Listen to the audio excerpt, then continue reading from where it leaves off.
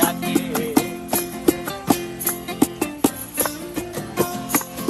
এই সাগর পারে আইসায় আমার মাতাল মাতাল লাগে, এই রূপ দেখিয়া মন পিঞ্জরায় সুখের পক্ষী ডাকে।